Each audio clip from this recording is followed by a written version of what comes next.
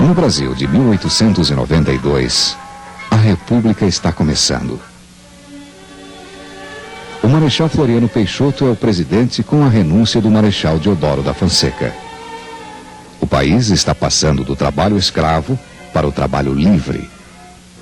No Paraná, os imigrantes chegam à região de Curitiba, Campos Gerais e litoral. As novas estradas de ferro já ligam Curitiba a Paranaguá e acompanham o Rio Iguaçu até Porto Amazonas. O estado produz principalmente erva mate e madeira. O Paraná não tem mais de 250 mil habitantes, concentrados em pequenas cidades próximas a Curitiba. E a capital é uma pequena cidade de 20 mil habitantes. É nesta época em que se fala pela primeira vez em criar uma universidade no Paraná. A ideia é defendida pelo historiador José Francisco da Rocha Pombo, na época jornalista e professor, mas ele não consegue levar a ideia adiante. O próprio Rocha Pombo era uma pessoa, vamos chamar assim, de pavio curto. Ele era um político, era um escritor, era um historiador, mas tinha uma capacidade muito grande de criar adversários. Ele se zangava com facilidade. Ora, uma pessoa para criar uma instituição dessa, precisando de N apoios para que isso se concretizasse, com esse tipo de comportamento não ia dar certo. Lá no céu mais uma estrela apareceu, brilhou lá no céu mais uma estrela apareceu.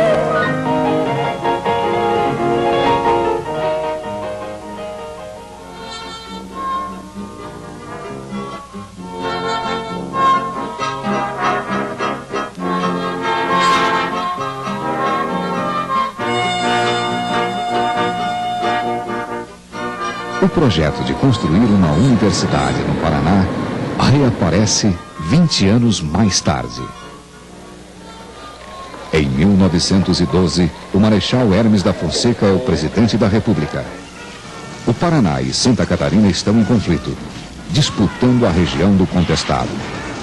A maior parte do estado ainda é coberta por mata virgem. Uma ferrovia ligando o Rio Grande do Sul a São Paulo já corta o Paraná, passando por Ponta Grossa e pelo Norte Pioneiro, região que começa a se destacar. A extração da erva mate ainda é a base da economia paranaense. A população de Curitiba cresceu de 20 mil para mais de 60 mil habitantes. Dois grupos estudam a criação de uma universidade. Um deles liderado por Vitor Ferreira do Amaral, médico, deputado e antigo diretor de Instrução Pública do Estado. Este grupo se une a de outro médico, Nilo Cairo. A sessão solene inaugural é marcada para o dia 19 de dezembro de 1912, data da emancipação do Estado do Paraná. O local é a Assembleia Legislativa. Ministrando o ensino superior numa pequena e provinciana cidade, a universidade passou a unificar em torno dela a inteligência paranaense. A primeira sede da universidade é uma casa alugada na rua Comendador Araújo, perto do centro de Curitiba. As aulas começam no início de 1913, com os cursos de Ciências Jurídicas e Sociais, Engenharia, Medicina e Cirurgia, Comércio, Odontologia, Farmácia e Obstetrícia. No total, são 26 professores e 97 alunos que pagam mensalidades porque a universidade é particular. Vitor Ferreira do Amaral é o primeiro reitor e Nilo Cairo, o secretário. Com a doação de um terreno em frente à Praça Santos Andrade pela Prefeitura de Curitiba, a universidade começa a construir uma sede própria. Mesmo com poucos recursos, a direção da universidade assina contrato com 2 empresas de construção. A pedra fundamental é lançada com a presença do presidente do Estado, Carlos Cavalcante.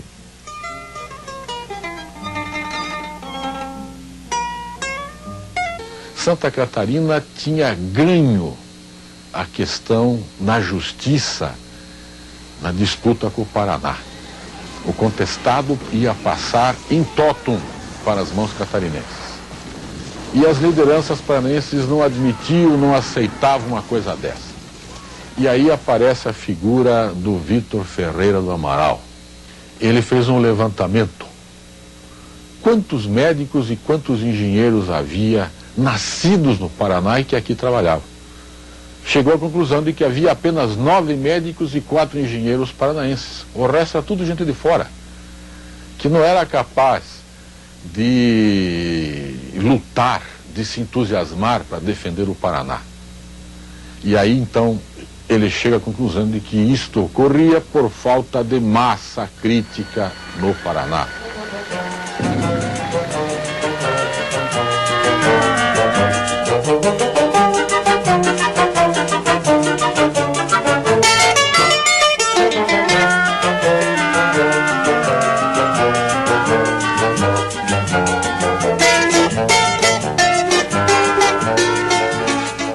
Em abril de 1914, começam as primeiras aulas nas salas do edifício em construção. Mais tarde, a universidade cria também uma maternidade onde estagiam os acadêmicos de medicina. É a primeira maternidade do Estado, sustentada por uma associação de senhoras e por doações da comunidade.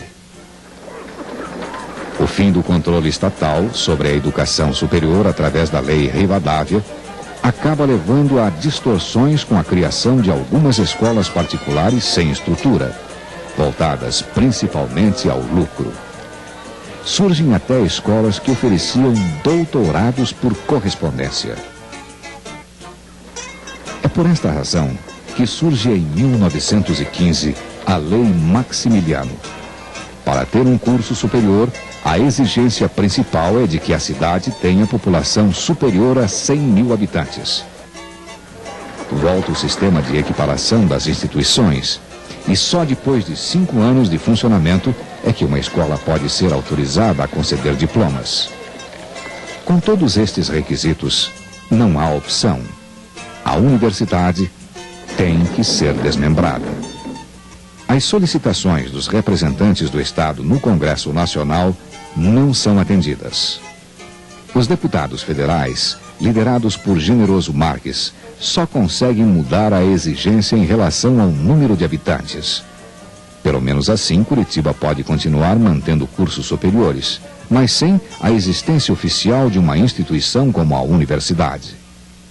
Esse é um ponto que sempre que eu converso com os meus alunos, com os meus amigos, com os meus colegas, eu insisto.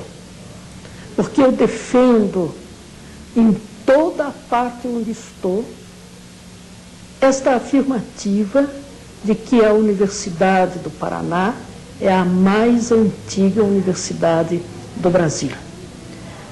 Porque ela foi criada, instalada e funcionou sem jamais haver sofrido interrupções nestes seus 80 anos. Pode ter havido iniciativas anteriores à do Paraná, mas iniciativas que não vingaram como tais. A do Paraná vingou e aqui ficou.